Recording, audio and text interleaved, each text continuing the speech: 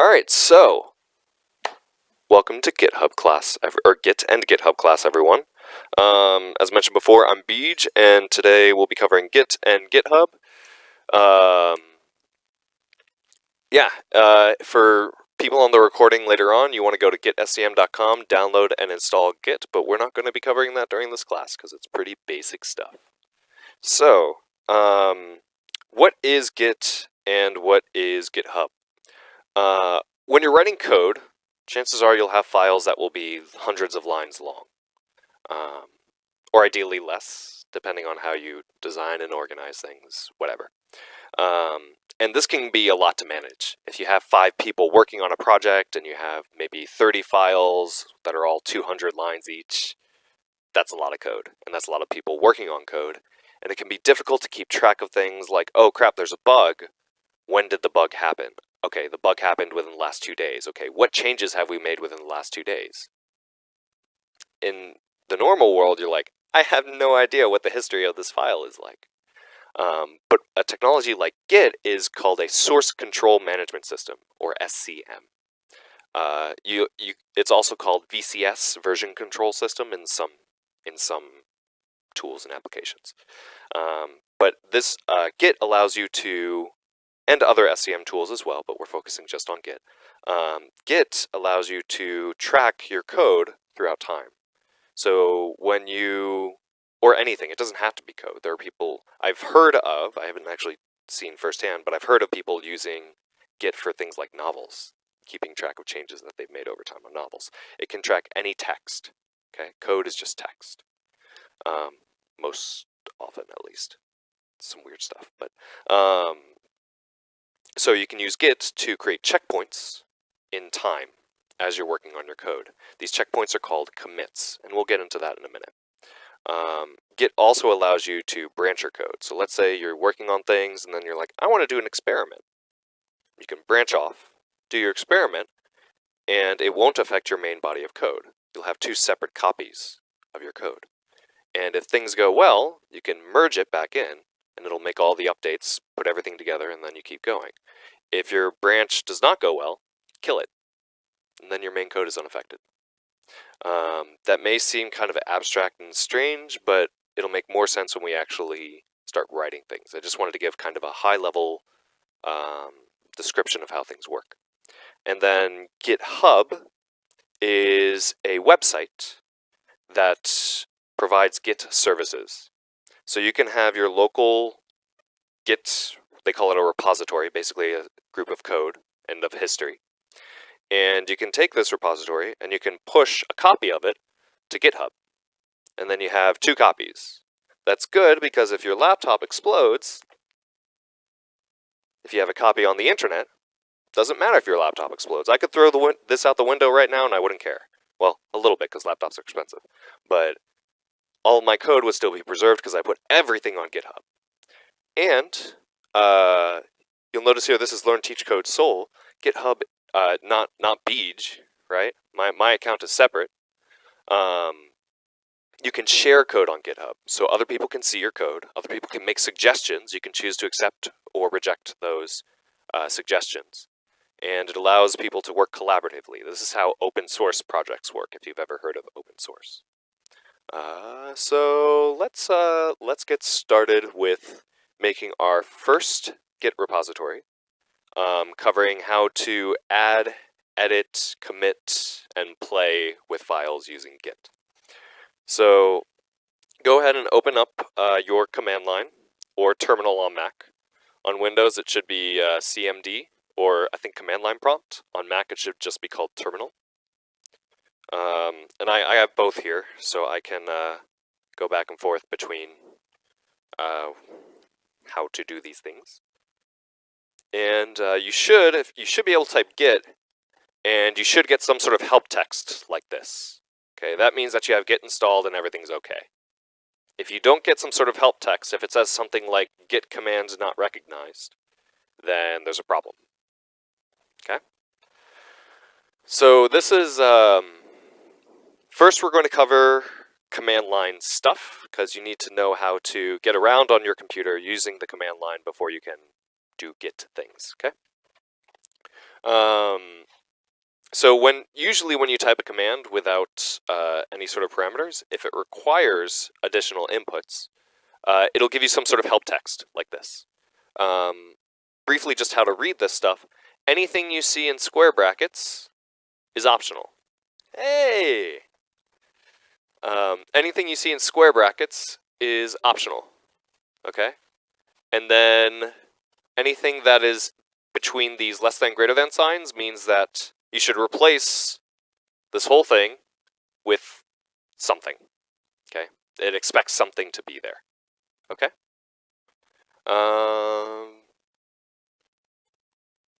So that all seems kind of like Greek, but if you scroll down, they'll say, okay, here's how you start a working area, here's how you work on the current change. You don't have to read through all this, we're going to cover most of this today.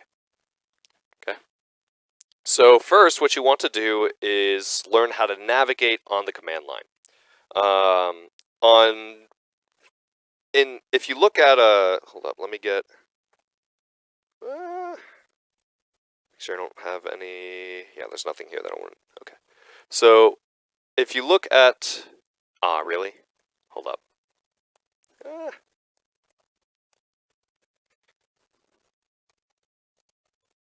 Screw you. Okay. Windows is not playing nice.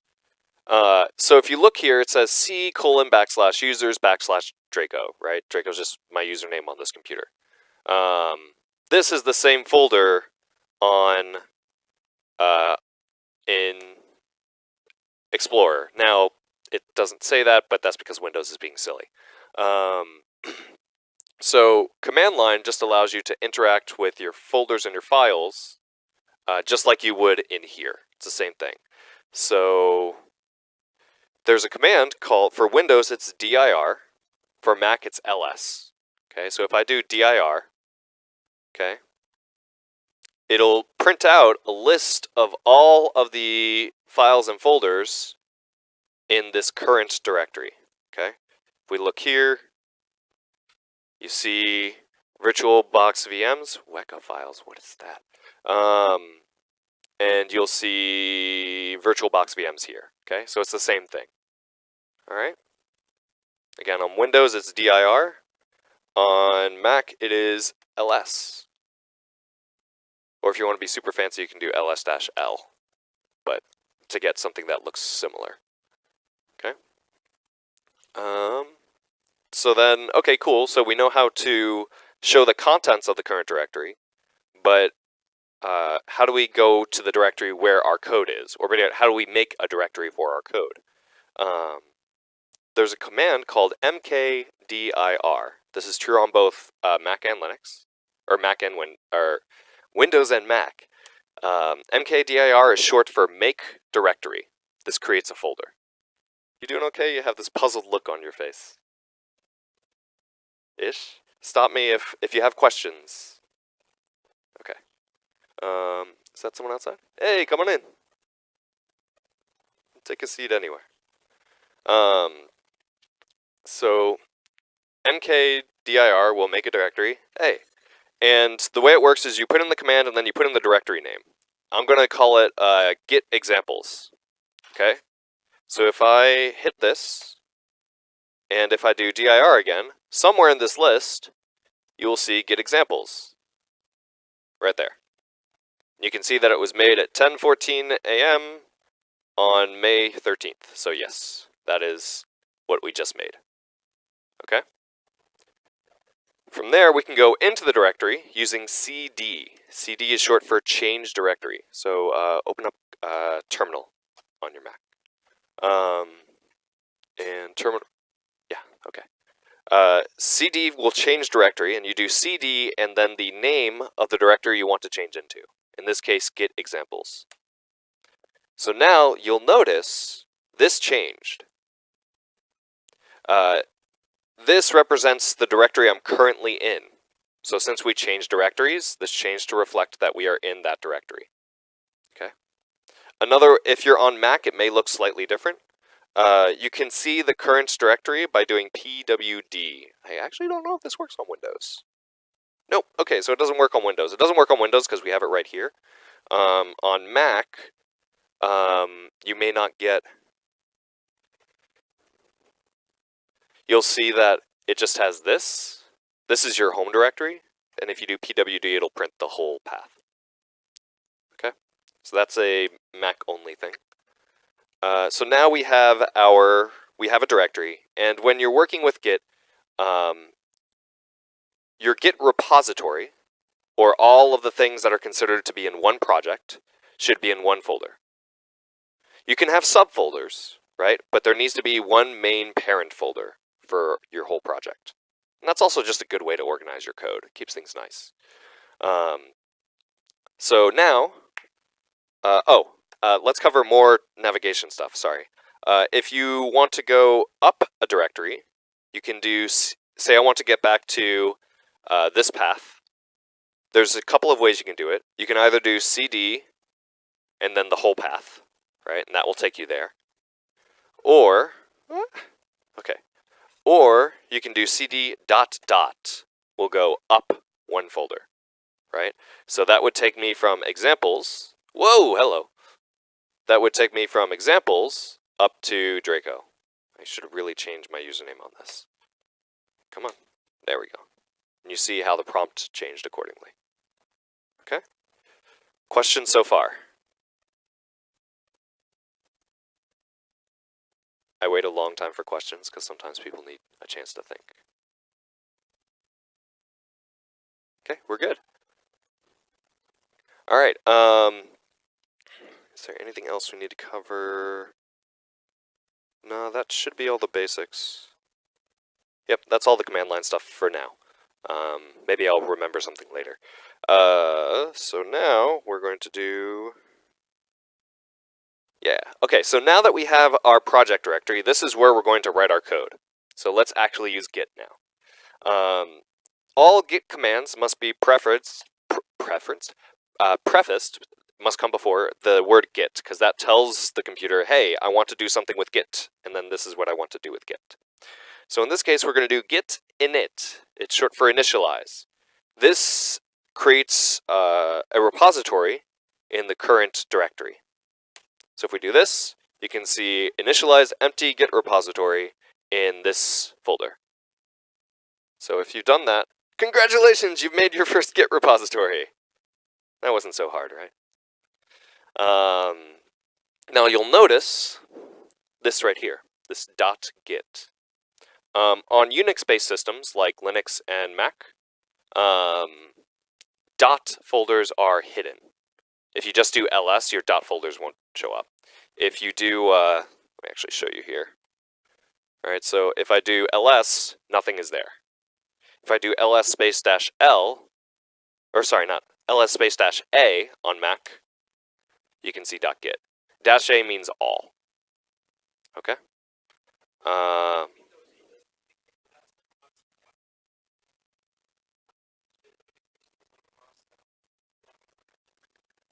Correct. Now, to be clear, this is a command line specifically for Git. So your native Mac terminal may not show that master bit right there. I'm not sure. It's been a while since I've done command line Mac stuff. For Mac people, do you see something that says master in that directory now? No? Okay. Then the native terminal will not do that. This is a special fancy terminal. So yeah, now we have our first Git repository. Now there's, I was out of order on my thing. So now let's see what our Git repository looks like. You do Git Status. And this will tell you the current state of your Git repository. Are there changed files? Have there been added or removed files? What branch are you on? Things like that. So in this case, it tells us that we're on the master branch. I'll explain what that means in a second. We're at our initial commit, and there's nothing to commit. Okay. Earlier, when I was describing the high-level theory, again, a commit is basically a checkpoint. It is when you've taken some state of your repository and said, I want to remember this point in time. It'll keep all the files in that state at that point in time. It gives it a special hash, which is a unique identifier. It is tagged with an author, right? So in Git, you can set the author, which we'll cover in a second. And it'll also set a timestamp, so you know when the changes were made. Okay, and all the files and changes that occurred. And master, remember earlier how I mentioned branches, where you can do things like experiments or you can work on different features? Master is the main branch. That'll be more meaningful in about 15 minutes. Okay.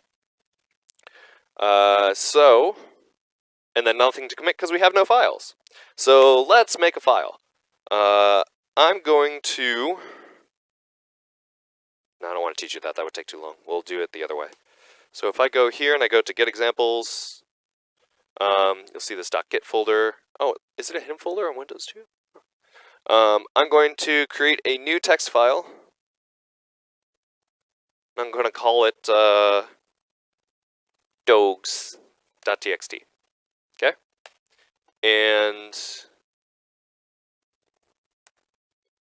come on. I like dogs, okay?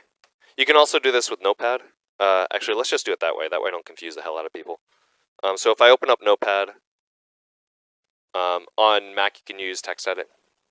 But I'm just opening up Notepad, and I'm gonna... You can... Ugh. What am I doing with my life?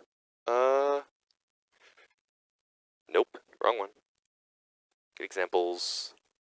And you can make a file like this, and then you can do File, Save, and save it wherever you want. Yes. Cool. Okay, so does everyone have some text file in that folder? What's up, Josie? Okay. So open up Notepad, or if you're on Mac, open up TextEdit. Use Spotlight. Do Command space.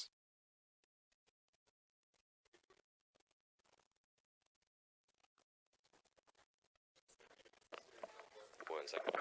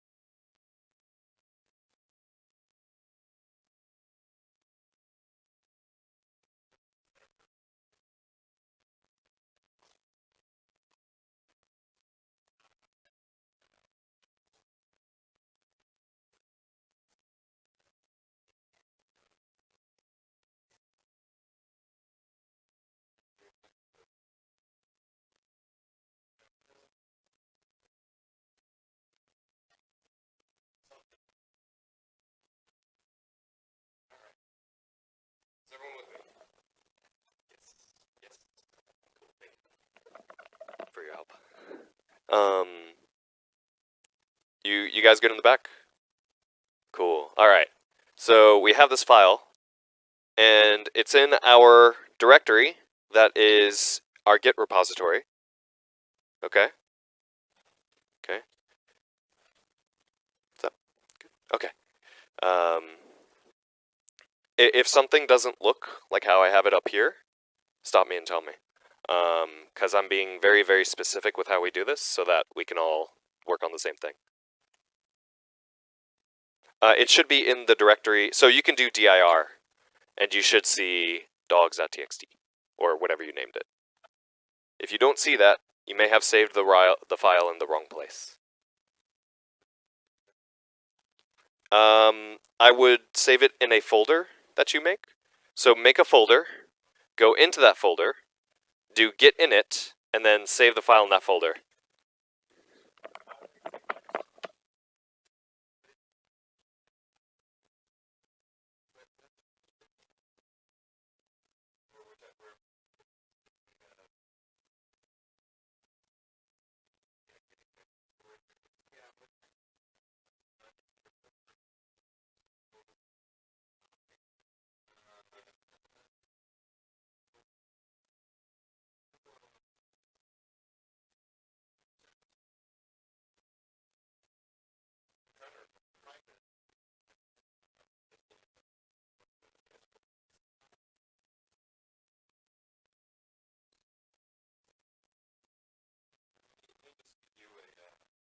give you a short little hack.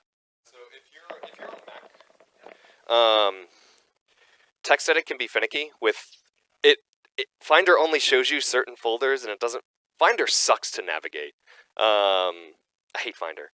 So what you can do is you should, I believe, if Mac preserved this command, there's a command called touch, and that will create an empty file. So I can do touch cats.txt.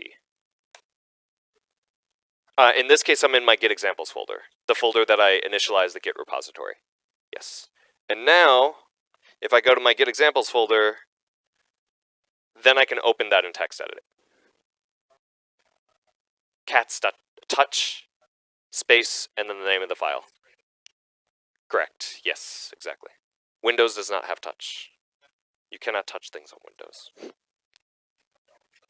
Yeah. Cool. What's up? It's ls.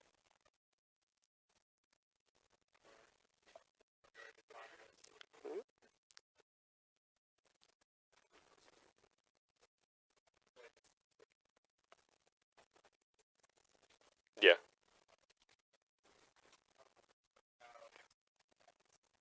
Yeah, just do Finder, Spotlight. Cool. All right.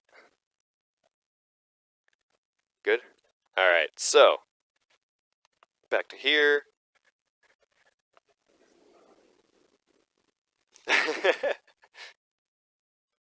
And then now, if you list the contents of that directory, you'll see the file. Now if we do Git Status, oh, let me remove that. Let me remove that cats folder because I don't want to deal with that right now. We'll play with cats later. Okay, so now your repository should look something like this. It may not be dogs.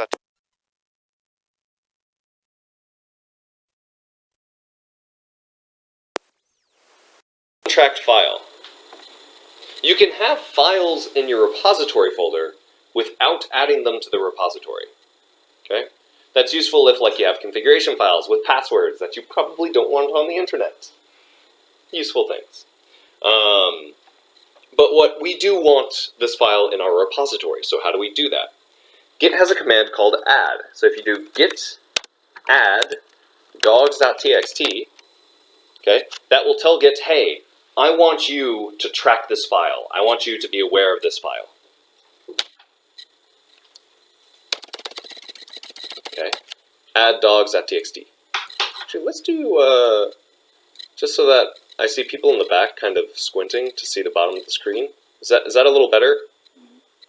Cool.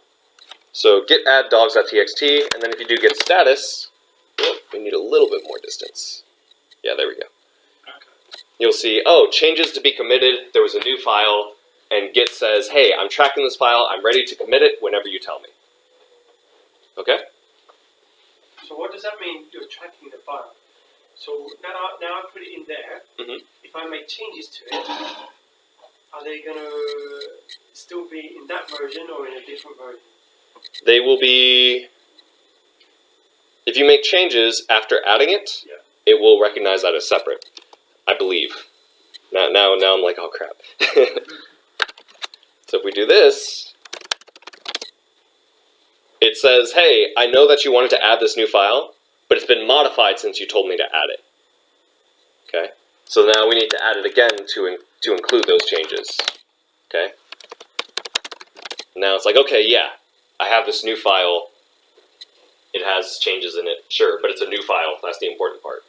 And Git is ready to commit it. Git has not yet committed this file. It will not remember this file yet. It is just telling you, I'm ready to commit it. You've told me that you want to commit it, or that you intend to commit it, and I'm watching it. Okay? Because you may want to add all sorts of different files. You don't want to have a commit for every file if you have like 200 files in your project. That would just be a mess. So you can add a whole bunch of files, and then you can commit them together. Which is useful because often when you make a commit, it should be kind of a logical stopping point, like, oh, I fixed this bug. Maybe the bug fix was across 10 files, but you want to commit them all together because it's the fix for one bug. right? Why would you put them here first? So you have to add it. So you have to tell Git, hey, I want to track this file before you can commit it. So it's this is the tracking area, right? Yes. Okay. So we've told Git, hey, track this file, be ready to commit it. Okay? This is kind of a staging area. We're preparing to commit. All right? So now that we've told Git, hey, we want you to watch this file, be ready to save it, now we can tell it, hey, let's commit this file, let's make a checkpoint. We're going to get some sort of message that you'll only get the first time you do this. It'll ask us to do some configuration. So you do git commit. Don't hit enter yet. Otherwise you'll go into Vim and you'll be like, oh my god, what is this? And I'm not teaching Vim today. That would take 2 hours alone. So you do git commit space -m. Okay? That tells it, hey, we're going to add a message to our commit. Okay? You almost always want to add a message to your commit. Because you want to describe what changes were made. And then, open quotes, added dogs. And close quotes and hit enter. Bing!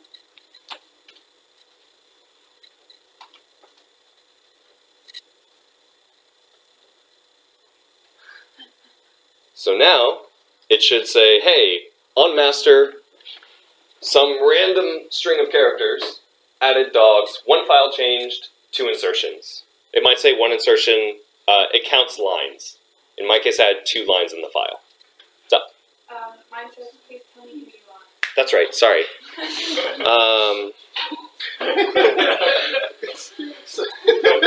That is what I expected, and then I forgot about it already. Give me just a second. I need to do some crazy voodoo magic so that Git forgets who I am. You have the same thing. You should have that. That is expected. You've got to tell me who you are, right? Where? They're going to want your email and password.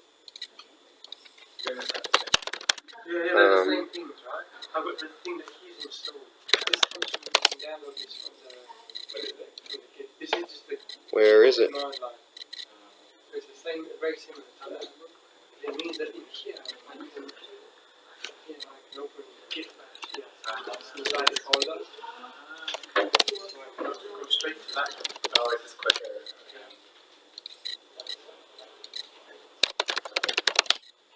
Okay.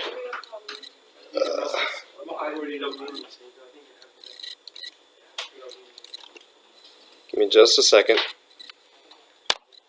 Yeah, you have it too, right? Yeah.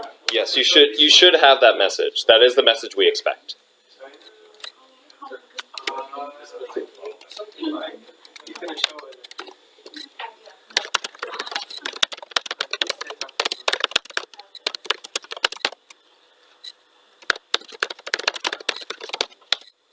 There we go.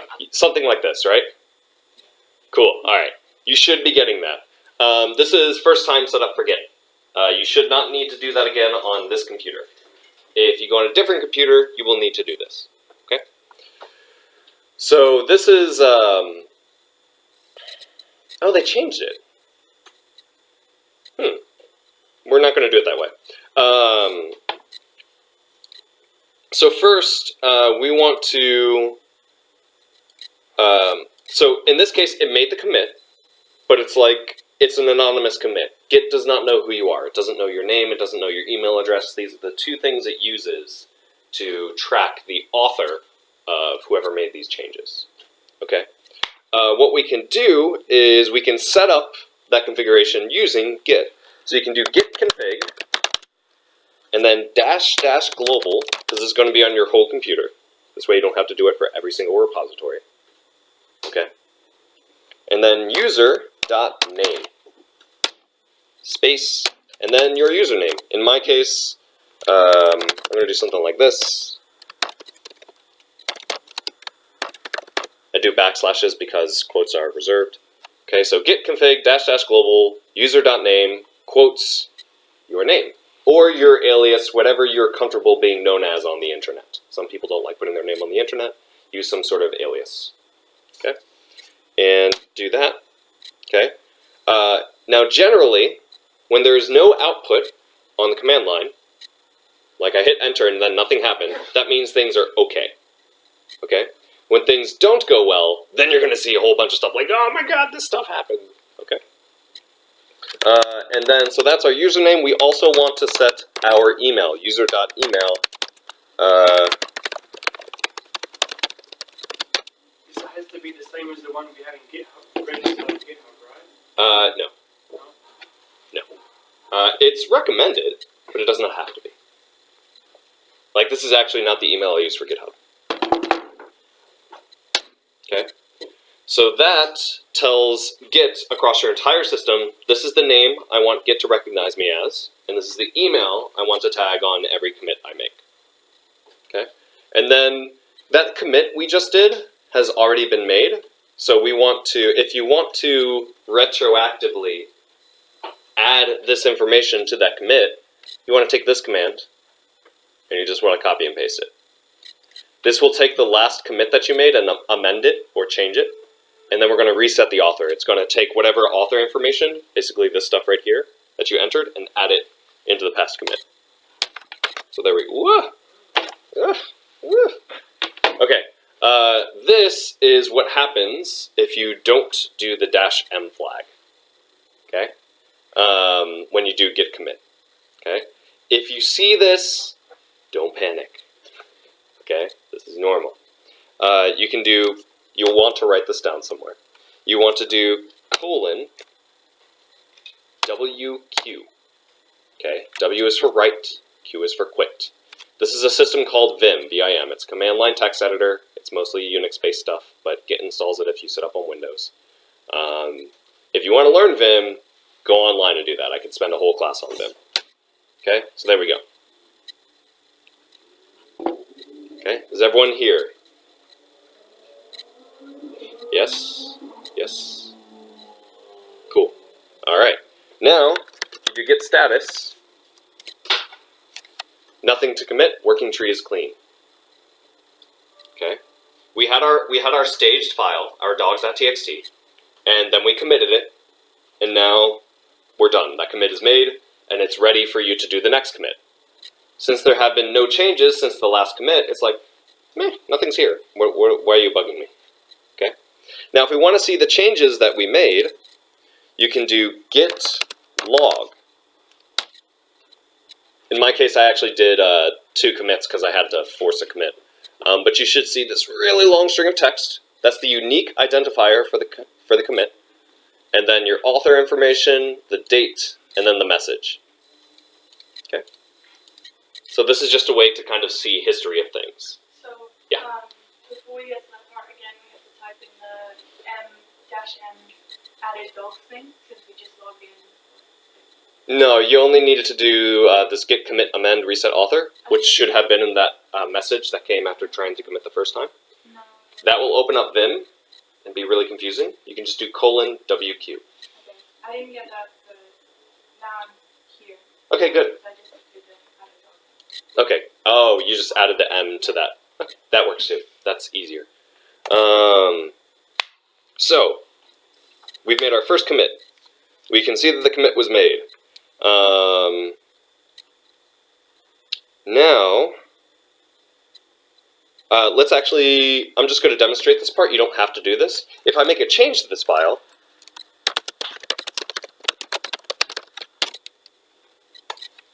and I do git status, Git will say, hey, I saw this file was modified. I saw you did a thing. Okay? And just as before, we can do git add dogs.txt, git status. We can see that, okay, now it's tracking it, changes to be committed, and then git commit lolcats. Okay, git log, and there's lolcats. Okay? Again, you don't have to do that part, I was just demonstrating. Okay? It's a similar workflow for adding a new file, for changing a file. You add, and then you commit. Okay? Is everyone with me so far? You add it and commit again. Yep, add and commit, or add, commit, add, commit. Okay? So, cool, we know how to add files, we know how to track history and stuff. What if I want to do an experiment? Okay, I mentioned earlier you can do experiments, or you can work on features, or you can work on bugs, and maybe you don't want that to be part of your main code progression. You can do what's called a branch. If you do git branch,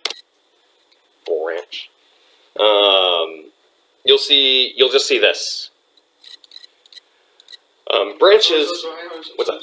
So it's important where you are now, right? So here you're in the master folder.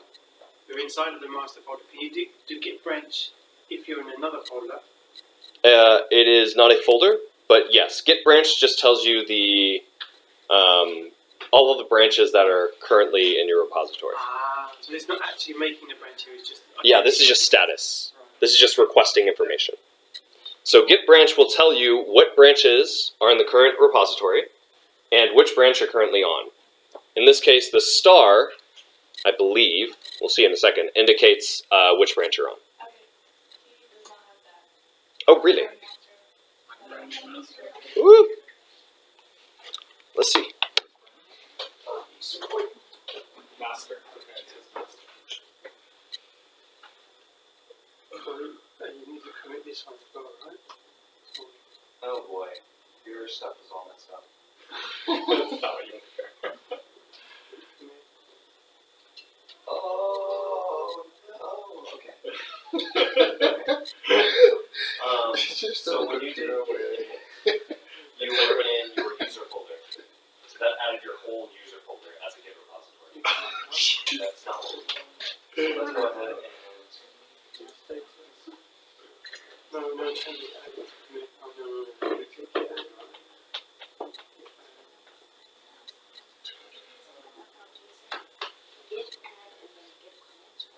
Yeah, you can add one or more files, and then you commit. I'm going to rename your site That file. one, there's a documentation. Yeah, so you resave the file, and you save the file, and then you add a Git file. So git add, and then type the file name. So I'm going to try this again. So give it a status. Because I can't forget to Add with your file. And there we But go. everything's Git saved. Git branch should show you what. Okay. Show you the thing you want. So you hadn't actually committed anything. That's why it was coming up empty. So now you've committed. And you have this master. Okay. This master branch. Right now to Git branch. Try committing it now. Git commit. There you go. Thank you. Okay. Dot M. Try committing. You can do the message. Yeah, and then space, and then open quotes. Do a message, and then end quotes, and hit enter. Okay. And then it should modify it. Yeah, type any message. Yeah, okay. So has everyone got their branch showing? There you go. Yes, yes, yes, cool. All right, so now let's make a new branch. Okay, maybe we want to do an experiment and we don't want to mess up our original code. You can create a new branch and check it out at the same time by doing git checkout -b. The -b says, hey, make a new branch. And in this case, I'm going to call it cat branch. You normally don't have to add branch, the word branch. I just want to be super explicit with you guys. Okay, so git checkout -b and then the name of the branch. You can say switch to a new branch, cat branch. So can you do the git /b without doing the checkout? Would that make a new branch without the checkout? I believe you can do, you should be able to do git branch, example branch maybe, I think. So that's another way you can do it. You can do git branch and then the name of the branch, but that will create the branch separately and then it'll just be there. If you do git checkout -b, it'll make the new branch and switch to that branch. And then what did you do? What was the next one you did? Git branch. Git branch and then the name of the branch. That's a different way to make a branch, but that just makes the branch separately. It doesn't switch you to it. Oh, okay. Checkout actually switches you. Yes. So in Git, Creates it and moves. Okay. exactly. So to check out is to basically, hey, let's move the repository to this state. Okay. So now you can see we have these 3 branches because I made 3, and we're currently on cat branch. Okay. We do git status. Nothing here. We haven't made any changes, but it recognizes we're on cat branch. Okay. Good. Is everyone on cat branch or whatever they called their branch? Yeah. Yeah. Yes. Okay, cat branch. Cool. So now, if we make a change, I'm actually, no, I'll keep using this. If I make a change, just as before, we do git status. We see, yes, that file was modified. Okay. Well, I haven't got a new, but it hasn't made any new file for me. Right, it didn't make a new, I didn't make a new file. The file is still there. No worries. When you check out a branch, when it creates the new branch, it maintains the state of the repository. It just copies it to a new branch.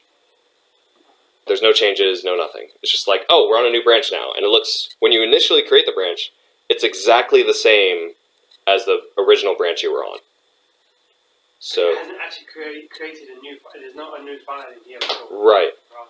I just edited the file. Right. I just added a line to the file. So now Git says, hey, I see that your dogs.txt was modified, that you changed it. Okay? Because I just added this line to the file. All right?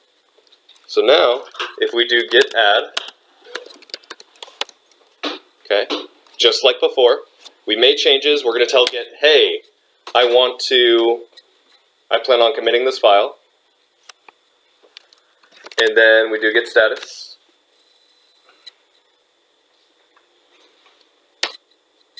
You can see, okay, now it's ready to commit it.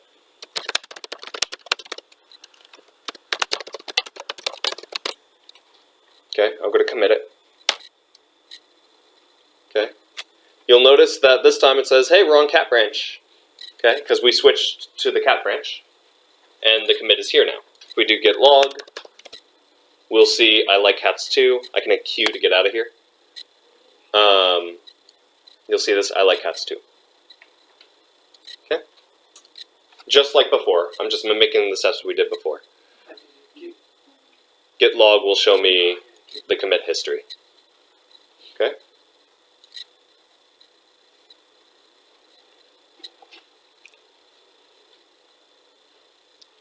That's the commit, but the commit history, my commit history, I only committed once on the cat branch.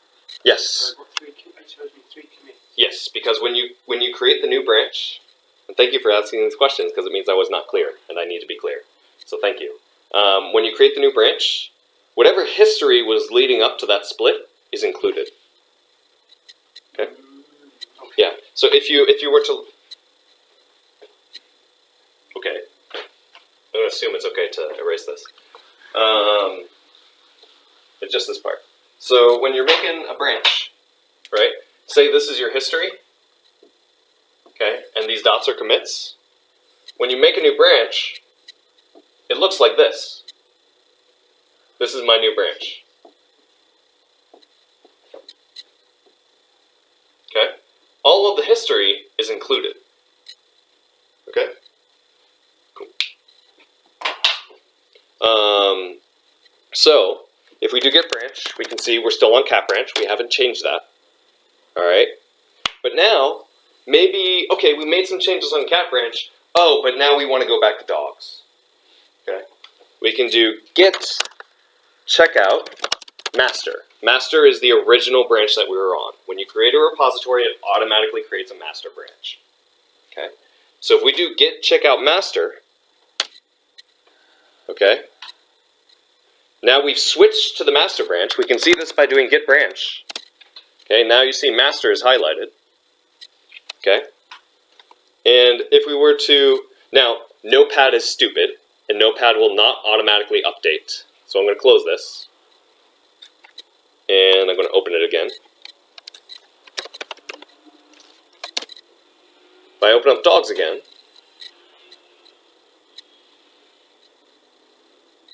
You know, I'm just going to use it in Atom, because Atom will automatically update. You can see that change I made, that yeah, I like cats too, is not here. It's gone. Then once you're in the text and open it again. Yep. Now the reason is, on the master branch, that adding the line, yeah, I like cats too, the master doesn't know about that. Hello, come in. What's that? It didn't. Let's see.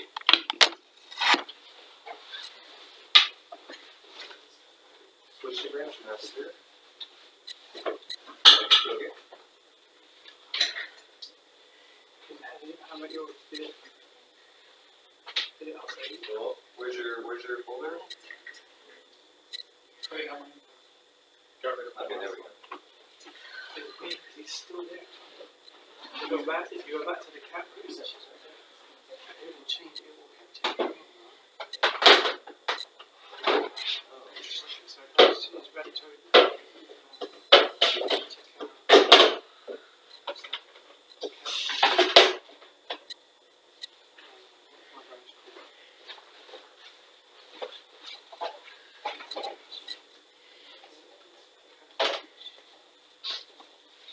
That must have been a message.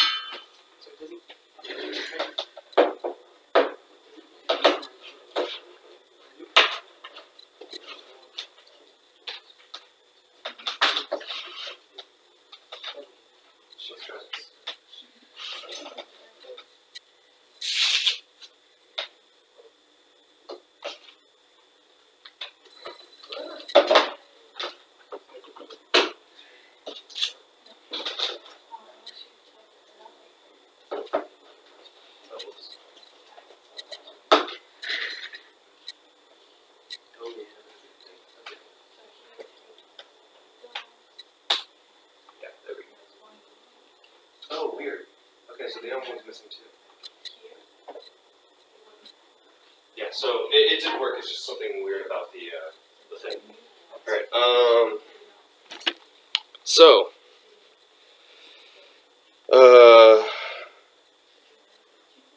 Right. So we switched branch. We saw that the history did not include the adding the yeah, I like cats too. Since that was on.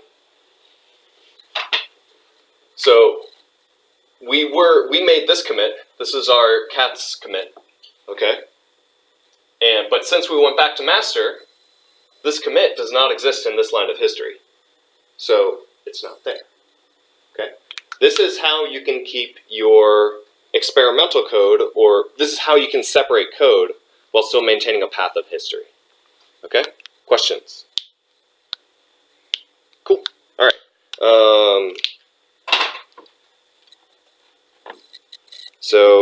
All right. Now let's say that our cat experiment went well. We're happy with how it went. We want to take this history, right, and we want to merge it back into master. Okay? We want to take all the changes that happened in this branch, because it could have been like this, right? We could have made multiple changes. Let's say we want to include all of those back into the main history. You do this by doing what's called a merge. Okay? So first, you go to the branch that you want to merge into. In this case, we want to merge cats back into master, so we're on the master branch. And then we say git merge the name of the branch. And that will say, hey, I want that branch, I want you to merge it into my current history. So now,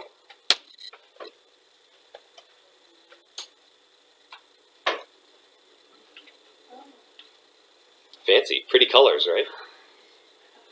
You'll see that it noticed that dogs.txt was changed. There were 3 changes, 2 additions, 1 removal, and 1 file change, 2 insertions, 1 deletion. Okay? That's by lines, it's just counting lines. So now, if I go back to here, you can see the yeah, I like cats is back in here. Okay? So that is how, so at this point, we have merged cats back into our main branch. Cool. Questions? I know I'm late. Yeah. Maybe I can ask, or should I just listen and then I can ask you afterwards? Yeah. Okay. Yeah.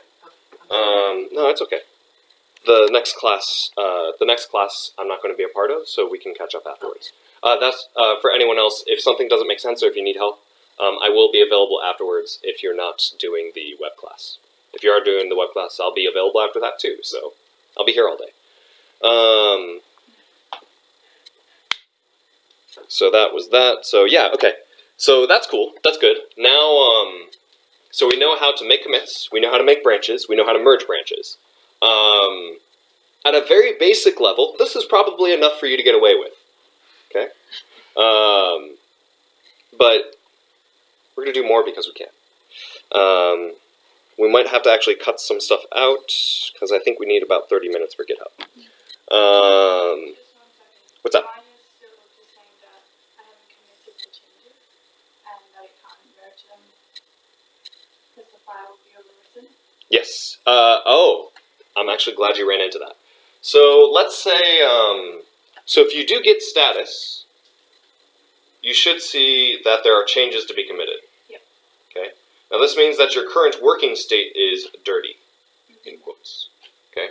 This means that you have changes that you have not committed. When you do a merge, right, you're taking committed history and you're merging committed history. If you have history that's not committed, it's like, I'm not going to do this because you made changes and I'm not sure you want me to overwrite those changes. Okay? So you should commit the changes that you made and then merge. So Your working directory needs to be clean. git commit like next line. Yep. So it will flag up that problem if there is uncommitted files on the master and or if there are uncommitted files on the cat branch. There cannot be uncommitted files on the cat branch. Right. Because an uncommitted file, Git's not tracking.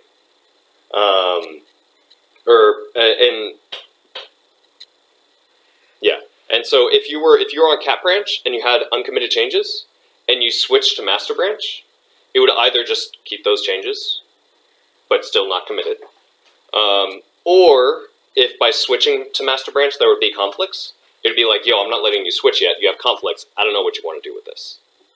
So anytime you move around in your history, if you have uncommitted changes, it may complain. Okay? Because you've made changes, and it's like, are you sure you want to do this? You haven't told me what to do with this history, because it's not committed yet. Does that make sense? Yes, no, maybe? Yes, for me, no problem. Alright. Basically, if you have uncommitted... Oh, actually, I did not... This brings up a good point that I actually forgot to include in the curriculum. So let's say that, let's say I make a change that I don't want to commit. Okay? You'll see, oh, I noticed that you made a change, but maybe I don't want to commit this change.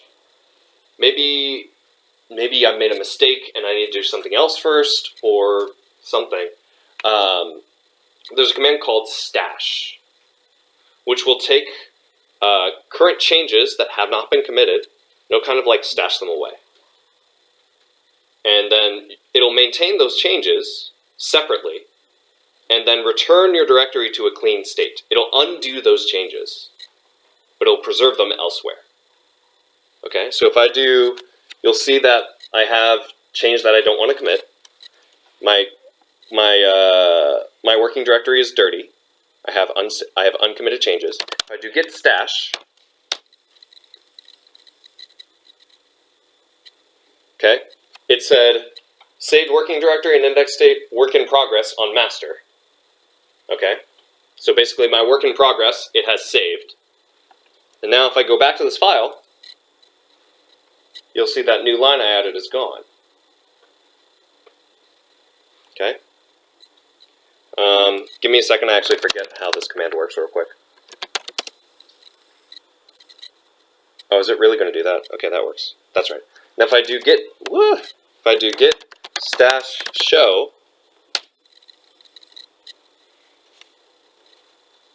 wait, is that what I want? Maybe git stash list. Yeah, that's what I want. If I do git stash list, it'll tell me, hey, I have something in the stash. Okay, now that's set aside. All right, and my working directory, because I did the stash, is clean. Because it took my uncommitted changes and it just kind of moved them aside for a minute. Okay, so now I can switch branches, I can do merges, whatever, because my working directory is clean. And then when I'm ready to bring those changes back, I can do git stash pop. Okay, because it uses a stack, and that's some computer science theory stuff, which I'm not going to cover now. Pop is the command to pull, to grab something back from your stash. So now if I do git stash pop, you'll see those changes were brought back. Okay, so now I'm back on my, I'm still in my working directory, still on master, but now I have those modified changes. If I look at the file again, there's the change. Okay.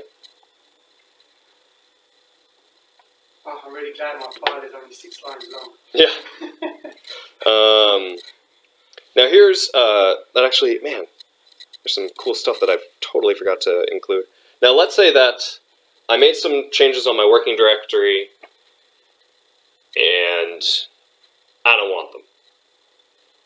I made these changes, like, I messed up. No, I don't want this. I don't want to stash it. I don't want to save it for later. I just want it to be gone. I want to completely undo the changes I made, screw them, get out, don't want them. You can do git reset, and then -- hard will basically take all the changes, the working changes, and toss them. It'll just trash them. Okay? So if I do git reset -- hard, gone. Now that's gone forever. That's not saved anywhere. Okay? A hard reset will just trash whatever changes were in the current working directory. Okay? So we're going back to the previous, before the previous commit. It's going back to the last commit, yes. Any changes since the last commit, it just trashes. Okay? It's kind of similar to stash in that it returns you to the state of your last commit, but whereas stash preserves your changes, reset hard just junks them. Okay? Questions? Good, good, good. All right. Cool. So we covered stashing, resetting, merging. Now let's say I have some project, and let's say I have a configuration file. This configuration file has passwords or encryption keys or things that I don't want to be on the internet. Okay? You can tell Git, hey, ignore this file. So when you do Git status, it doesn't go, oh, you have this dirty file, you have this changed file, you haven't added it. It'll do that every time. But we can tell Git, ignore that, and then Git will pretend that file doesn't exist. Again, useful for things like configuration files. We can create a new file within our repository folder called .gitignore. Okay? So I'm going to create a new file, and I'm going to save it. Save as, and I'm going to go to my Git examples folder where my repository is, and I'm going to save it as dot. The dot is very important. .gitignore. I'm going to write this up here.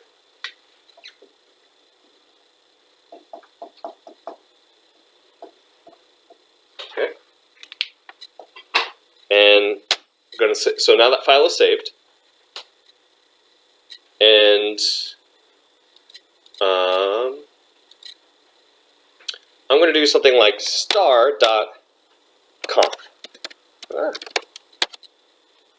Okay.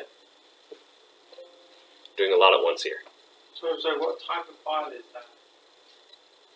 What do you mean, .conf? Oh, Git ignore. It doesn't have a type, just text. Yeah, so the whole idea of file extensions is a Windows thing. Like, Windows was like, we're going to have these special file extensions, and they're going to be really meaningful.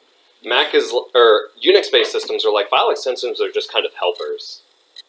Right? It just tells you, hey, this is probably a text file. This is probably an image file. But the same is true on Windows. Like, I can put text into a file, and I can name the file with .png. It's still a text file. Windows will try to treat it like an image file, because Windows. But file extensions are just kind of description. Windows just tries to enforce it really hard, because Windows. So I have my .gitignore file, and I added this line to it. Now, right now, this won't do anything. This means nothing. Because, if we look at Git, .gitignore is just another file, right? It is not part of the repository yet. We have not added it, we have not committed it. Okay? So now that we've made our .gitignore file, let's add it and commit it.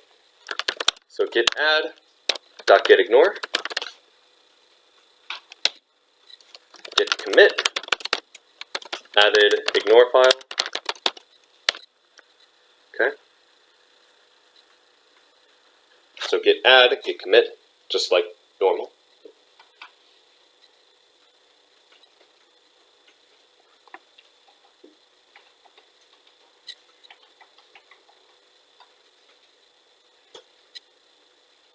We're not going to cover everything that I put on the list today.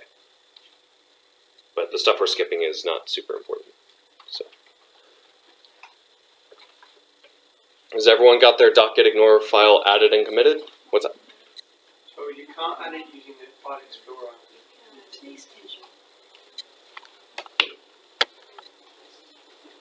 Yeah, no txt, just .gitignore. No, so we can't. She made it Oh! So you're using Yes. the atom, right? Yes. I'm sorry. Thank you. So if we open up Notepad, okay, and I do this star.conf, and I save this, Notepad's gonna want to save it as a text file because Windows must have file extensions because Windows doesn't know how to do stuff otherwise. What we're instead going to do, here it says save as type, it's saving it as a text document no matter what text we enter. We don't want that. Click this, say all files, and then call it .gitignore.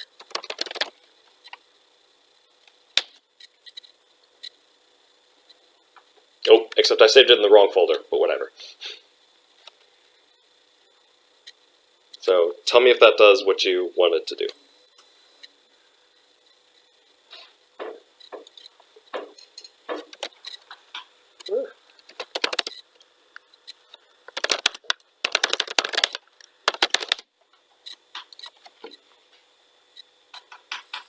Okay, is everyone here? Still working on it? Still working on it. I can't find my file. Oh, right, because Yeah. because Matt, if you do ls space dash a, there you go. So A is all files. Whoa, how do I have? Weird. Sorry, because I did ignore file.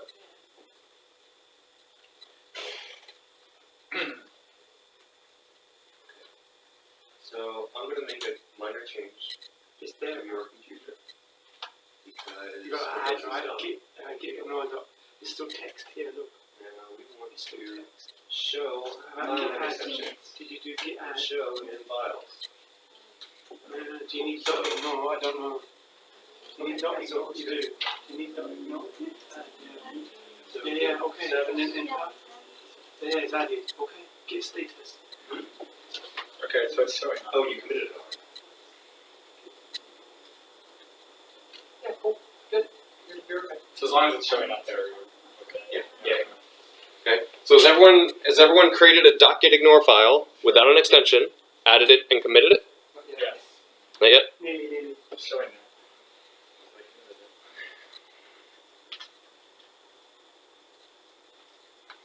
All right.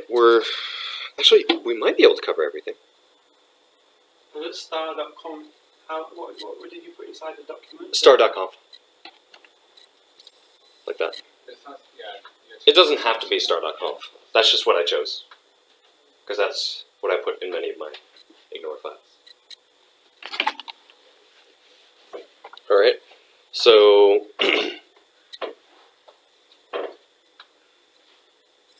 got one person still working on it. Okay. So now that we have this ignore file, now that Git knows about this ignore file, Git will now ignore whatever is in that file. So I have star.conf in this file. If I create any folder, if I create any file, or any folder for that matter, whose name matches star.conf, where star is any number of characters, if I have something that ends in .conf, Git will ignore it. Okay? So if I were to create a new file, and I were to say, let's make it my super secret configurations .conf. Oh, I accidentally added, oops, I messed up.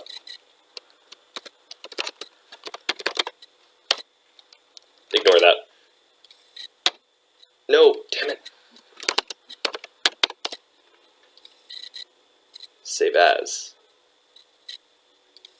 I accidentally added a apostrophe at the end. Okay, there we go. So now, if I do git status, my working directory is still clean.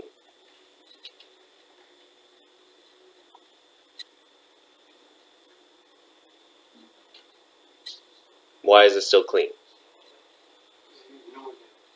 Yes.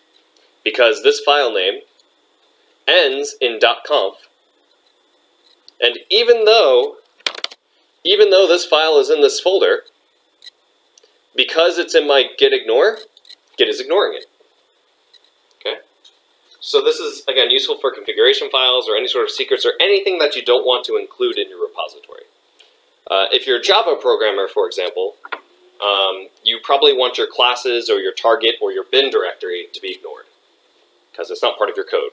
You don't want it saved. Okay?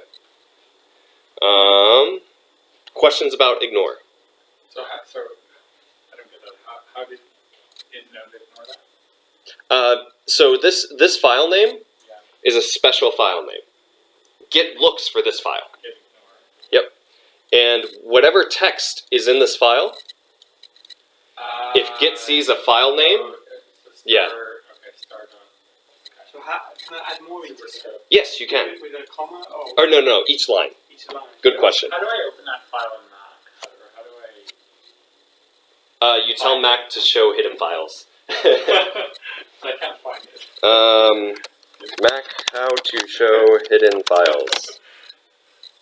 So on command line, or on the terminal, you can just do ls space -a, Yeah. which will show all files. Because I can't get to that line. Oh, that's super So, gross.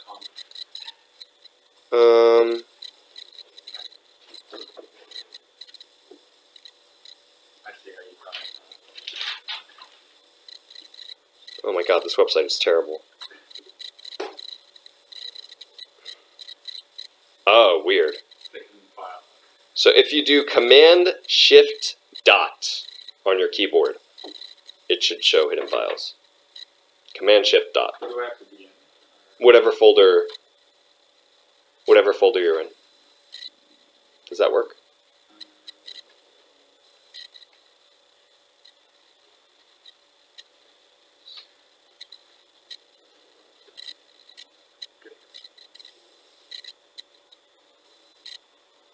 Command Shift dot. Okay. I'm going to assume you have that figured out. Or you can just use command line for everything. be super fancy, make people think you're a hacker, and be like, no, you just don't know how to use computers. Alright. So that's, any questions about ignore? So you just put multiple file types. Yep. Okay. So I can do, oh, so it also works for folders. So if I were to do like bin, Bin, and I had a bin folder, it would ignore the folder and everything in it. folders or Yep. So bin, target, whatever. Git status, git add, git commit.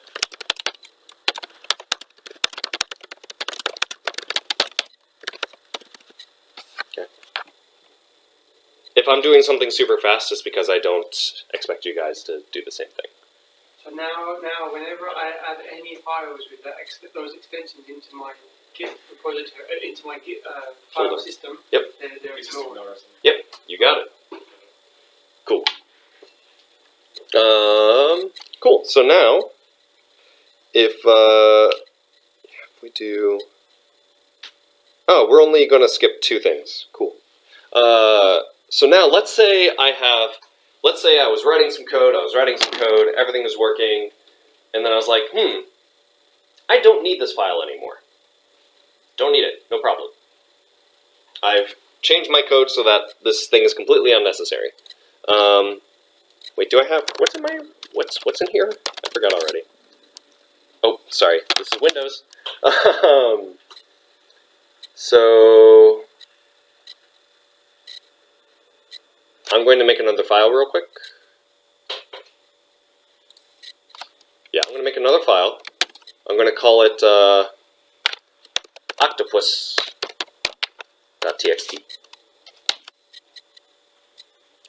I'm going to save it. Okay, there it is. I'm going to add it. And I'm going to commit it.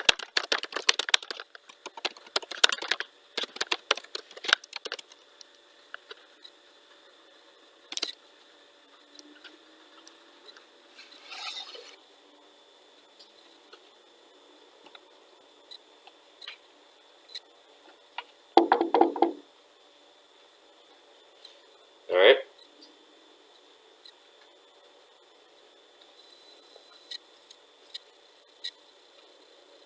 I just did this because I needed a second file. Has everyone got a new file? In my case, it's called octopus. You can call it whatever you want. All right, now, let's say, oh, I made this octopus thing. Oh, I don't need this octopus thing. But it's already in my history. Git is already tracking it. How do I tell Git, get rid of this file? There's a command called rm. It's short for remove. Okay, it's the same on Unix-based systems. So Linux, Mac people, you also have rm. Outside of Git, I'm saying. Like there is a raw Unix rm command. On Windows, there's a raw del command, which does the same thing. But in Git, if you're on Mac or Windows, it's git rm. Okay, so I can say git rm octopus.txt. And you can see it removed octopus.txt. So now, the folder, or the file, if you look here, that file is gone. Okay, if I do dir, that file is gone. Okay, Git removed the file. And by doing it that way, Git notices that the file was deleted.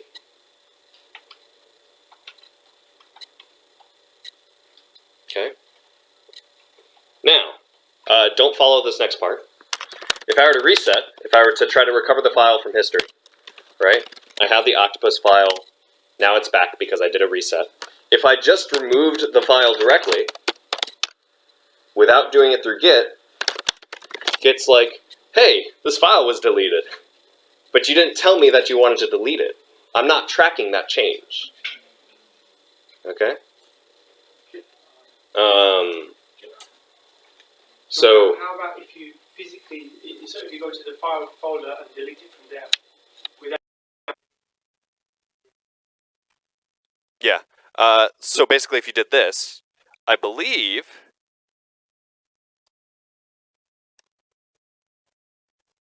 Yeah, you can just git add it again.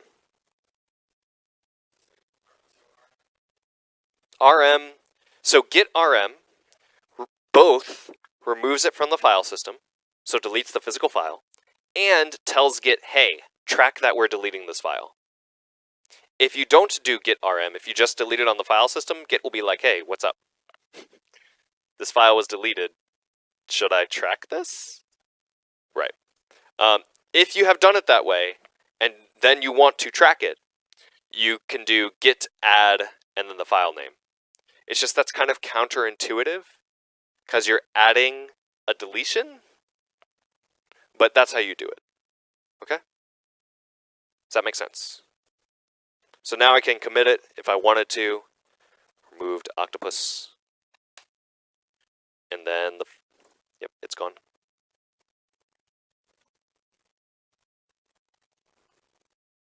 Right on time. Cool. Yeah. Yes.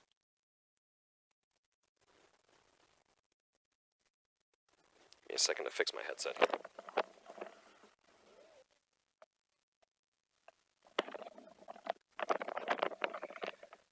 All right.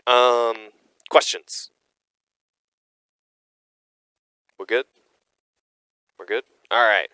So, we have 30 minutes left. And now it is GitHub time. All right. Everyone created a GitHub account? Yes, yes. Cool. So now go to GitHub. Because we're going to get super fancy. Okay. If you go to GitHub and you log in, it should look something like this, probably with a lot less stuff because you may have just created an account. Okay. Oh, that's cool. Too bad I don't live in London. Come on. Now GitHub, like I mentioned before. Oh yeah. If you're not on the Wi-Fi, it is Brave New World, and the password is Who is Hong Gil-dong. Am I saying that right? I always mess up the O and the aw. Those sound the same to me. It's because I'm thinking about it really hard. So yeah, once you've logged into GitHub, is everyone logged into GitHub? Yes, yes, yes, yes, yes, yes. Working on it? Okay. While you're working on it, I'll explain again because we had some people join later. So GitHub is just a website that helps you manage Git code. Okay? It acts as a place where you can back up your code, right? Because even though I'm doing all this nice stuff to track my code history, if I were to throw this laptop out the window, there went my code. No more code. If I put it on GitHub, GitHub is probably going to be around for a long time. And so if something happens to this laptop and I get a new laptop, I can just pull the code down from GitHub. No problem. I have it. But before I can do that, I need to take my code and I need to push it to GitHub. Okay? So I'm going to show you guys how to do that. GitHub is also useful for sharing. If we're all working on a project together, we can share things. And we're actually going to do that today. If I could brain for a second. Yeah, okay. So everyone's logged in? Cool. So, you see this big shiny green button that says New Repository? Click it. It's so green and shiny. Nothing else on this page is green. It really wants you to click it. A little bit of my UI background coming in there. Okay. And you should get something like this. Okay. Give it a name. In this case, I'm going to call it it should be when you log in. It should be on the right. Yeah. Are you good? You're logged in? Let me see. Oh yeah, sorry, start a project. If this is your first time on GitHub, you should see a gray button that says start. You see that on the recording. If this is a new account and you've never done anything on GitHub before, there should be a gray button that says Start a Project. Click that. And it looks something like this, right? Cool. In this case, I'm going to create it as part of Learn Teach Code Seoul, and we're going to call it Git Examples May 2017. I'm actually going to add underscores in here because why not? Okay. And you can give it a description. Now, on GitHub, your free account can only, I believe, it may have changed because I set this up years ago and I don't remember. But I believe the free version only allows you to create public accounts. This means that whatever code you put into GitHub, anyone else can read. Okay? If you're working at a company and they have proprietary software, you don't want to do this. If you're working on a personal project or you're learning things, this is fine. No problem. No one's going to steal your code because it's just beginner stuff. But if there's something sensitive and you would get in trouble if other people saw the code or copied the code, don't do a public repository. GitHub has, I think it's like $6 or $7 US a month, and that gives you some number of private repositories. Like I do that, and I only need that many, and it's easy. But yeah, in this case, you can also, okay, so that's that. Also, when creating a repository, you can create it with a Readme. A Readme file is just kind of a description of what is this project? How do you work on this project? What is it for? What technology is it using? All that sort of stuff. And then you can actually tell it, hey, create a .gitignore file for me. Okay, and you can say, hey, I'm doing Java, for example, or Android or C. And there's common things with different technologies, like when you're doing a Java project, chances are you have either a bin or a target folder, and chances are you have some class files and things like that. And GitHub knows about this. It's like, we know what Java developers do. We know what C developers do. We're just going to create a pre-made gitignore file, and you don't have to mess with that. So you can choose this to automatically make a file. Don't do that, though, for now. We want a blank repository, okay? And then you can also add a license. One of the things with software is there's different licenses, like, oh, this can only be published freely, or, oh, you can use this for anything, or if you get money for this, you have to give some money to the original author, things like that. And there's a lot of licenses. But yeah, again, for now, none. So no license, no gitignore, no readme. We're going to do that ourselves. Okay? Just give it a repository name, and then click Create Repository.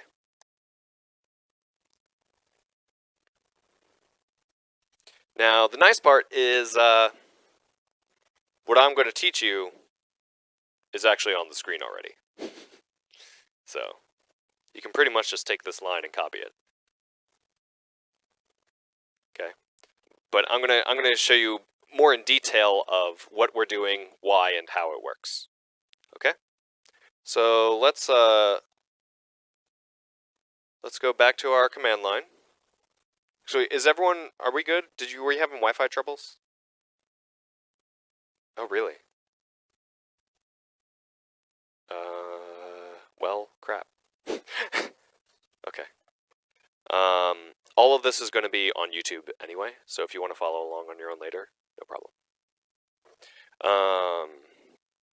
So we have our GitHub repository. Cool. There's nothing there. So we want to take our current repository and push it up to GitHub. Okay. Git has the concept of remotes. Okay, so you can have a remote or far away copy of your repository, right? So I have my local copy on this laptop, and I can say, hey, GitHub has a remote copy of my whole repository. Or maybe I want to say, hey, GitHub should have a remote copy of my whole repository, and then I want to push it over there. So that's what we're going to do. If you do git remote, you should see nothing, because we haven't defined any remotes. So we're going to add a remote. The way you do this is git remote add, and then you give it a name. In this case, the common thing is origin. Basically, what should be the source of truth. We want GitHub to be the source of truth, so I'm going to call it origin. And then you give it the address of the GitHub repository. So in this case, I'm just going to grab this text right here. I'm just going to copy it. And I'm going to paste it because I don't want to type all that. Okay? So it should be something like this. Git remote add the name of the remote, we're calling it origin, and then this is the address of where the remote is. I'm going to hit enter. And there was no output, so everything must have been good. All right. Now, if we do git remote, it will say, hey, there's this origin remote. Okay? Is everyone good? So now, our local repository knows that there's some other repository, okay? And it's creating a relationship between the two. It's like, this is a remote copy. Now here's the thing. This remote copy, this copy on github.com, there's nothing there right now. It's an empty remote, okay? So we've established a relationship, but it's not meaningful yet. What we can do is we can say, hey, this current branch of mine, this master branch, I want to take this and I want to push it to the remote copy and have them be synced and related so they'll know about each other. Okay? So we're going to do that next. The way you do this is git push, because we're going to push the copy, and then -u. Okay, I'll explain that part in a second. And then origin master. That's a lowercase u. Good question, though. Lowercase u. Lowercase. Case of the low.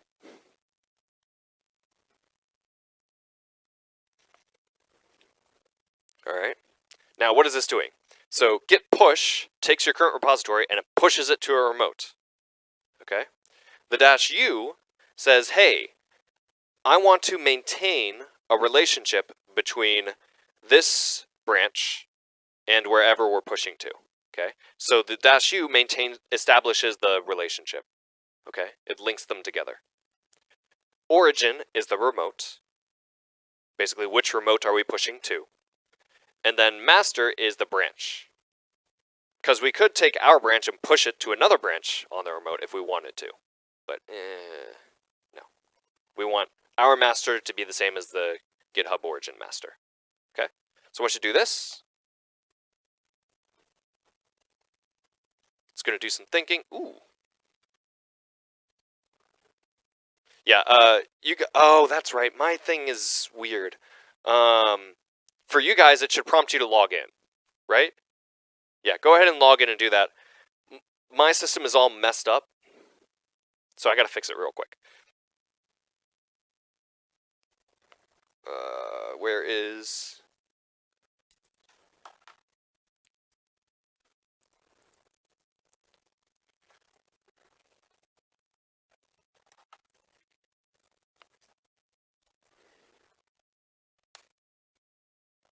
Huh?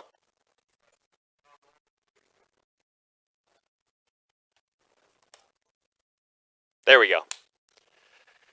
And after you log in, you should get all of this junk. Yes? Good? Cool.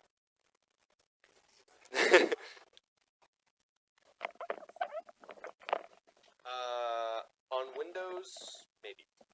On Mac, definitely. I make a...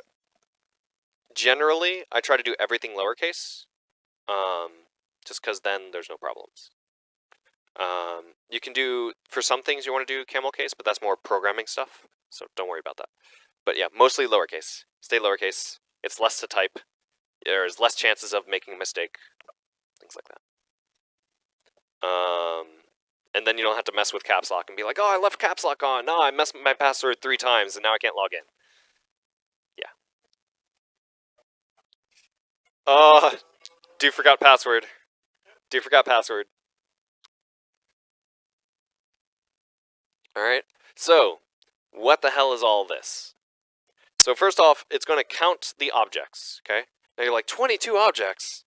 But we only have 2 files, our dogs.txt and our gitignore. It's also counting things like commits, tags, branches, things like that. Okay, so that's why there's 22 objects.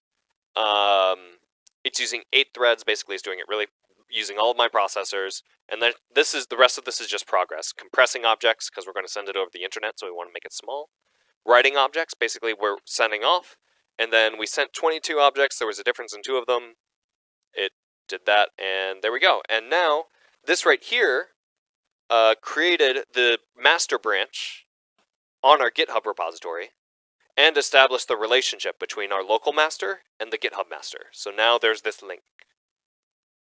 Okay? So now, if you've got that part done, and you go back to GitHub, if you refresh this page, ta-da! There are the files that are in our repository. Okay? If you look at dogs, there's its contents. Yeah. Alright. So congratulations, you put something on the internet! It did not send your ignored files. It did send your .gitignore file, but you see how the conf file is not there? Because we ignored it. Git pretends like it doesn't exist. Okay? So now, let's say that I'm working on this with someone, okay? And let's say that person makes changes, okay? And I want to take those changes from GitHub and I want to pull them down to my copy. Let me make a change real quick.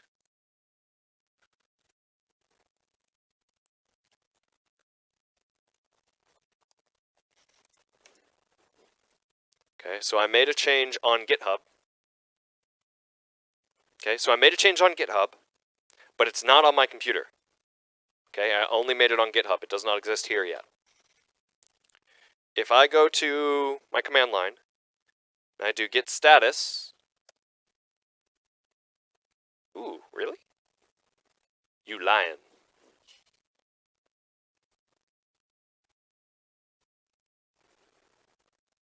Really, really?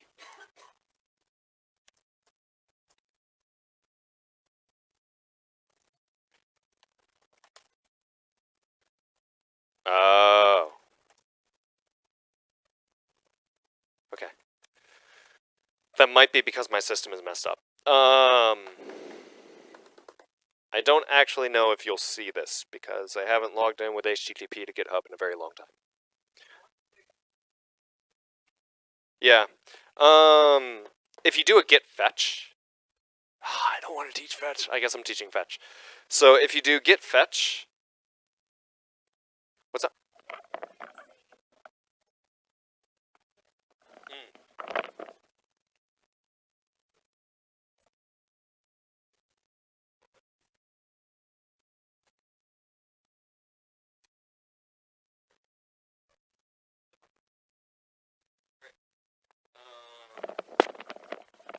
So, if you do git fetch, it will fetch all the metadata. So basically all the information about the GitHub repository without actually doing a pull. Okay? So git fetch will be like, hey, what commits have been made? Oh, are there any branches that have been made? Things like that. Okay? So it'll give you information about the repository. So if you do git fetch, and then it should prompt you to log in.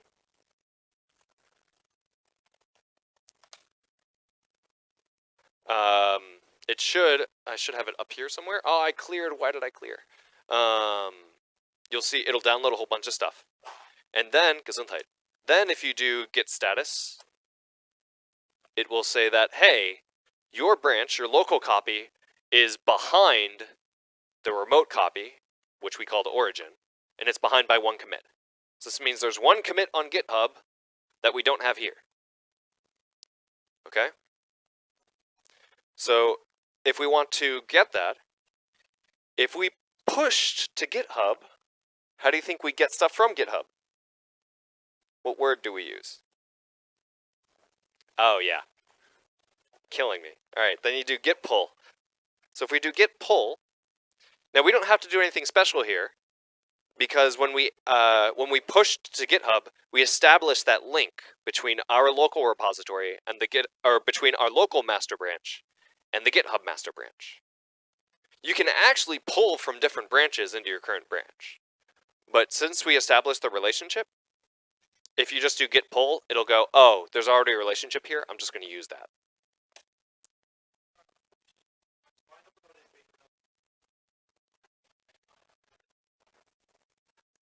That's a good question. It will reject it. It will be like, hey, your history is not up to date. I'm not going to overwrite history that's been added to the repository. So it will reject it. And that means, oh, then you should pull first and then push. Okay, so I'm going to do git pull.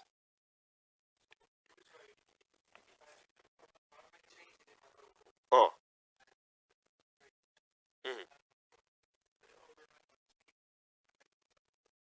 It will, so if, it depends. So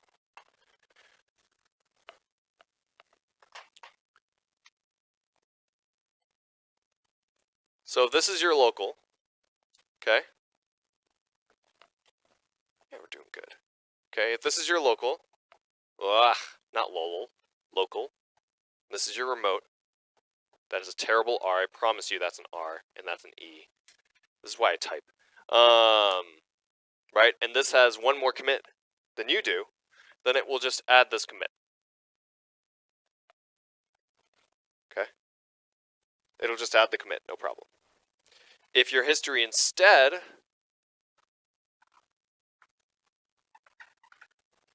looks something like this, then it's the same branch, I'm just bad at drawing.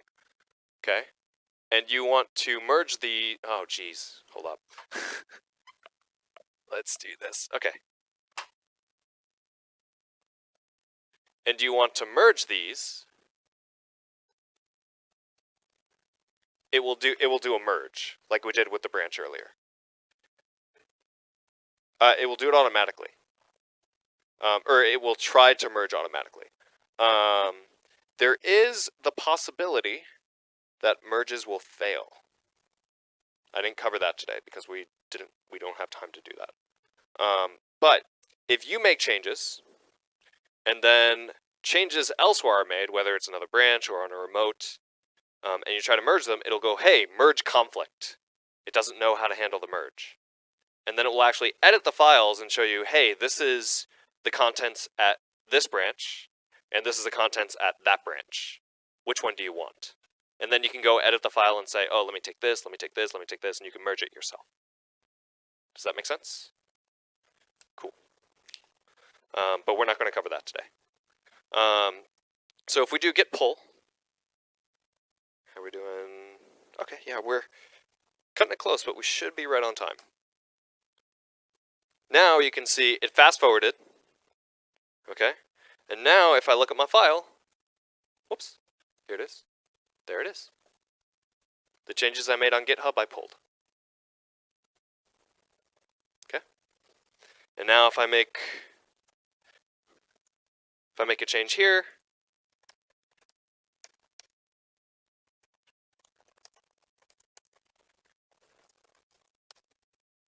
oh, I misspelled whatever. And then I push it. I really got to remove the password on that.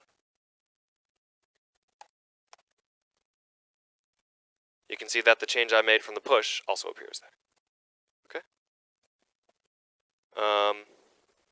So that is how you work with remotes, and that is how you can back up your code. But so that's great for backing up your code. If you're working on a project alone, that's probably all you need. But chances are, after you get past kind of the beginner levels, or maybe even during the beginner levels, depending on how you do things, you're not going to be working alone. Okay, it's fun to work with people. You learn things. So Git provides this function, or sorry, not Git. GitHub provides this function called fork. And what this does is it takes a repository, right, and it makes a copy on your account. And it maintains a relationship between your account's Git repository and whichever one you forked. All right, and this is how people copy code from each other and share. Okay, because once you've made a fork, you can make changes, and you can go to the original repository you forked from and be like, hey, I made this change. Do you want it? You should include this change. And then they can go, oh, yeah, sure. And then it will merge it for you. Okay, so let's do that. I want you guys to go to this webpage.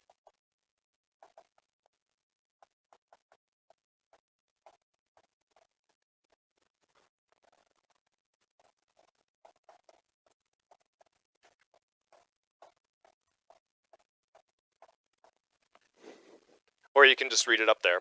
I'm writing it up here because it's bigger.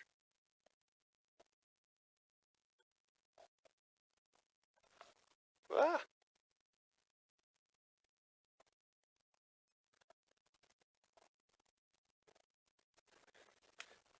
Okay. Go to this webpage. Without the new lines. I just ran out of space. Go here.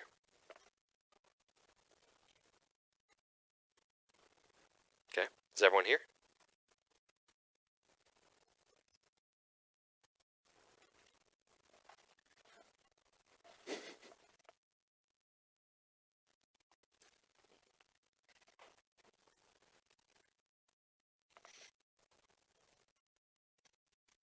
And now, once you get here, I want you to click this fork button.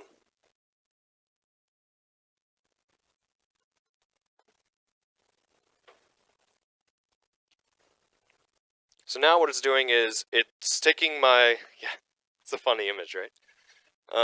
So now you'll see the original repository was on the Learn Teach Code account. Right? And it maintains that relationship. But now this version is on my personal account. Okay? Should look similar for you. Alright? So now you have this thing. Now, if you go back to your command line, let's go back to our home folder. So cd ... to go up a folder. Okay?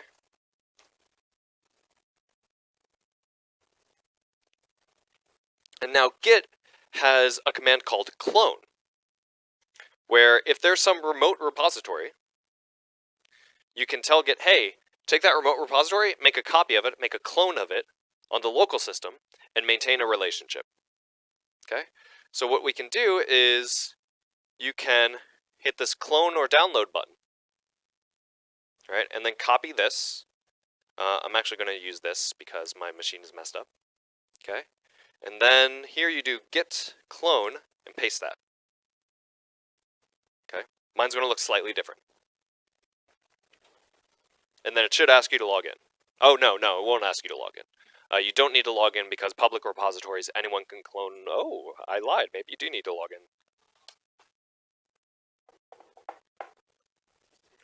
Okay. So now, you'll notice I went back to my home folder for this. Because when you clone, whatever the name of the repository is, it makes a folder with that name. So now I can go into that folder, and there are the files. Yes. So if we do git remote, you'll see that there's the origin. There won't be any branches besides master because I only pushed the master branch. I didn't push the other branches.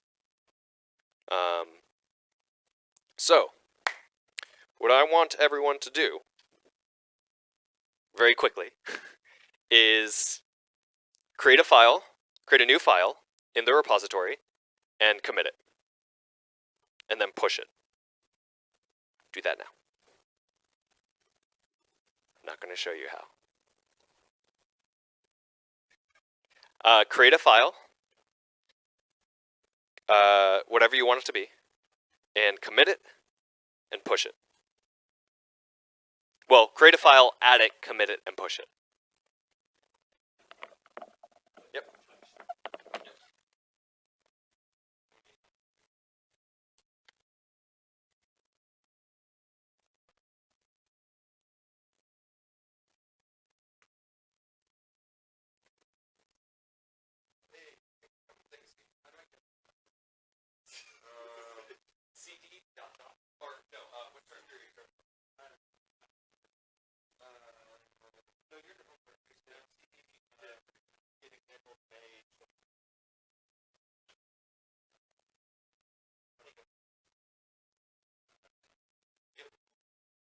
then make sure to push it. I'm actually going to do it myself because I want to be caught up with you guys. Create a new file, add it, commit it, push it.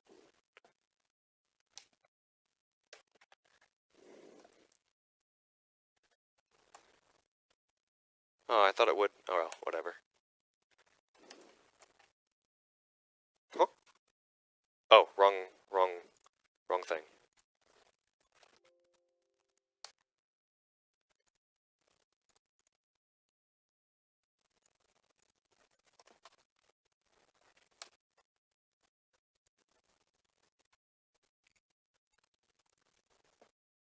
Oh, no. There we go. Yep, cool.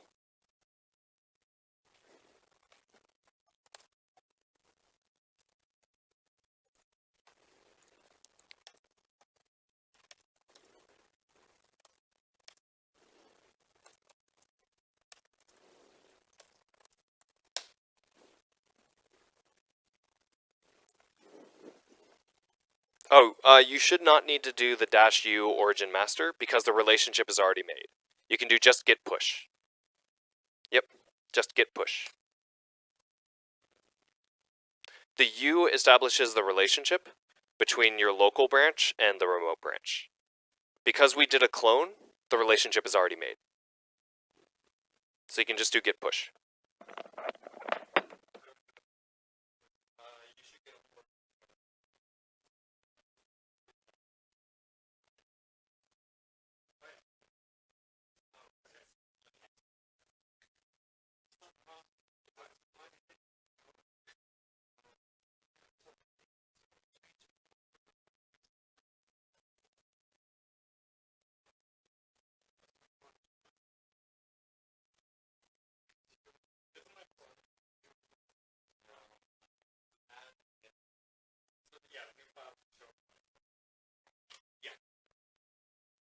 So now if I go to here and I refresh, yes, there it is.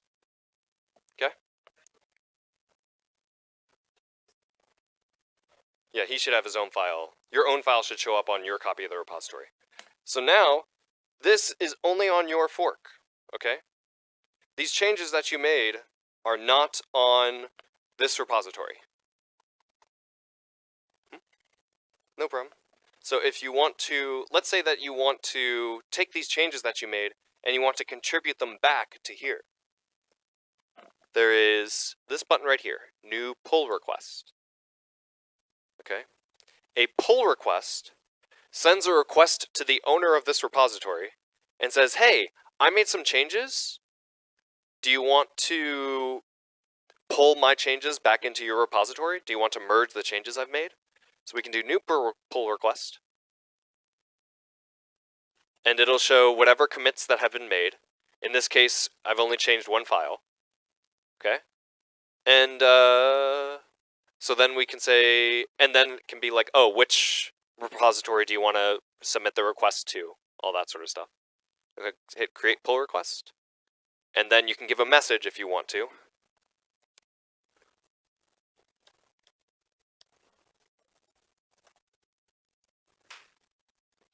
Create pull request. And there we go. So now, on the Learn Teach Code Seoul project, there is a new pull request. Okay, so go ahead and do this. Because I'm watching, ooh, all right, so we got one. We got 3, or 2. Oh, you have an error. What do you got?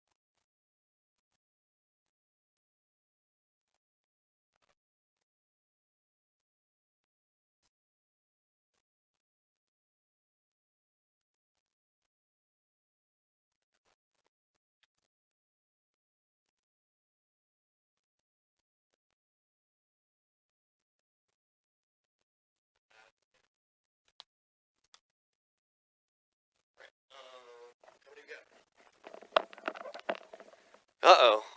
So wait, we got you. You're still working on yours. We got you. Got you. Got you. She's still working on her. Oh.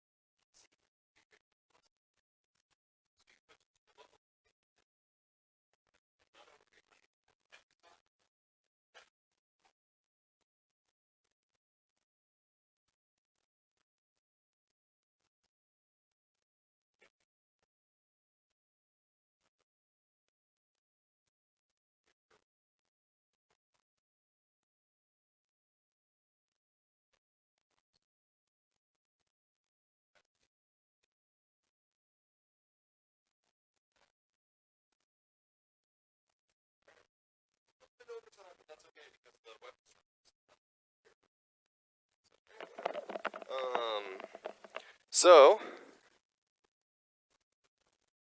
oh, there's Josie. There's Images. I don't know who that is. Oh, him. And did you get yours up here or not yet? Okay. We'll go after. So now, congratulations, you submitted pull requests.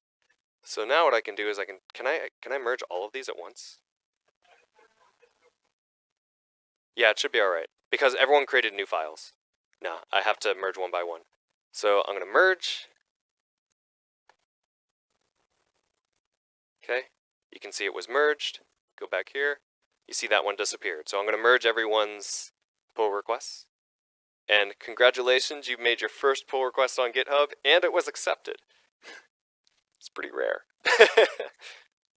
Not really, but let's see if anyone happened to make files with the same name. That would be a conflict, yeah. Well, if the files had different contents. If the files had the same name and different contents. Because it also checks contents. So you can have two editions in two separate areas of the file, and it'll still merge them. Yeah. Oh, whoops.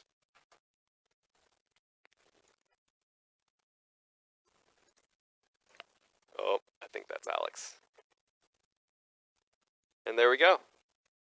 So now, and normally, someone who maintains a repository would put more effort into watching what's happening here. But there we go. Good job, everyone. All right. So that is our crash course on Git and GitHub. So what we covered today was how to create a Git repository. See you, Josie. How to create a Git repository, how to add files to it, how to make commits, how to remove files, how to modify files, how to ignore files, how to merge, how to create branches. Well, how to create branches and then how to merge. We covered resetting. We covered stashes. And we covered creating remotes, or establishing relationships with remotes. We created a GitHub repository. We pushed our repository to GitHub. We did a fork, we did a clone, and we did a pull request. You guys did a lot today. So, but yeah, great job, everyone. This recording will be posted on YouTube. So if you want to go back and review things, it'll be there. There's also Try Git. If you look up Try Git online, there's also that. They cover some slightly different things. There's also Git in 60 Minutes, which is a really good video. But yeah, beyond that, thank you for coming, everyone. If you do want to get into more actual programming, next week at the same time, maybe not in this location, I'm still trying to figure that out. But next week at the same time, we'll be doing a programming crash course. So we'll be going, oh, you've never written a line of code, to, hey, let's make Pong, the old Atari game. But beyond that, thank you for coming. Cool. And have a great weekend. We have web class after this if you want to stick around, but I think, Ben, what week are you on?